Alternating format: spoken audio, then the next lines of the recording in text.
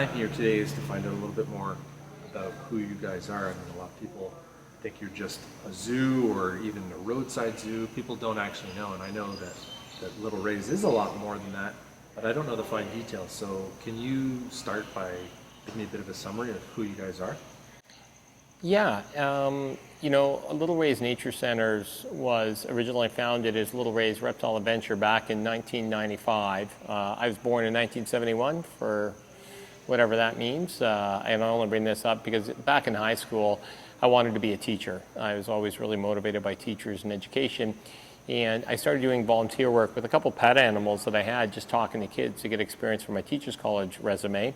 And then when I was done university, people continued to call me and ask me if I could do programs. And Little Rays Reptile Adventure was started in 1995, really just for kind of fun and to be able to go in the classrooms and continue to talk to kids. I was still planning on going to teachers college at that point in time, but in a very, very short period of time, we started to get contacted by the Humane Society SPCA here in Ottawa to help with placement of animals. They kind of viewed us as a potential resource for them, as an expert. I don't like the word expert, I don't to this day.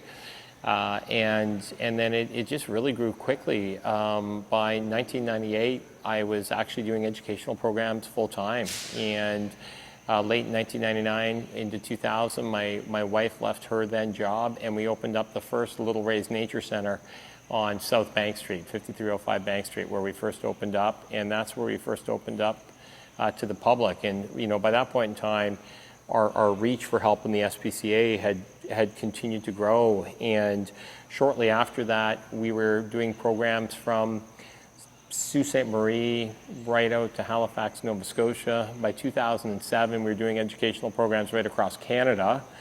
And in 2012, 2013, we started to look at expanding into the U.S. and doing programs in the U.S. So it's been a really interesting journey over the last, it's been 25 years, just over 25 years, which has been pretty incredible to think about. Congratulations. Thank you. Thank you. So why exactly did you start Little Rays? Yeah, Little Rays was really started for fun. I had some animals that I had as pets even after high school and when I was in university, and I said, look, this would be a little fun side business to do. And really there was never any plan. Like I'd like to tell you that this was this brilliant plan that I have, and it never was. It always grew organically. And I think a lot of our programs, our nature centers, even from the beginning when we opened in 2000 in Ottawa, we opened November 4th, 2000, there's a reason there's not a bunch of small little rescue centers and small indoor reptile zoos across Canada, as much as people like the idea of, having reptiles and talking to people. It's very expensive. So a lot of our programs were created to help support the rescue efforts. You grew into a need to fill this void in the wildlife rescues? It's fair to say that, we just kind of grew into a need, or we created this need for programming, and we've always been really unique in terms of how we engage with people. I've always believed, even going back to when I was a student, if you want to teach somebody something, if you can make them laugh, you can make them listen. And so we try to make it fun. We want the kids to have fun. We want them to smile, but the things that we're talking to them about are real things. Like it's real biological concepts, and we are talking to them about conservation, but in a really fun, empowering way.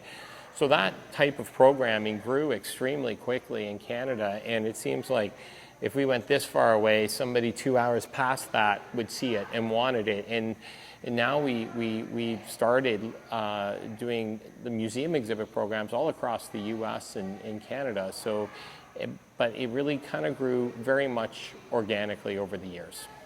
Great.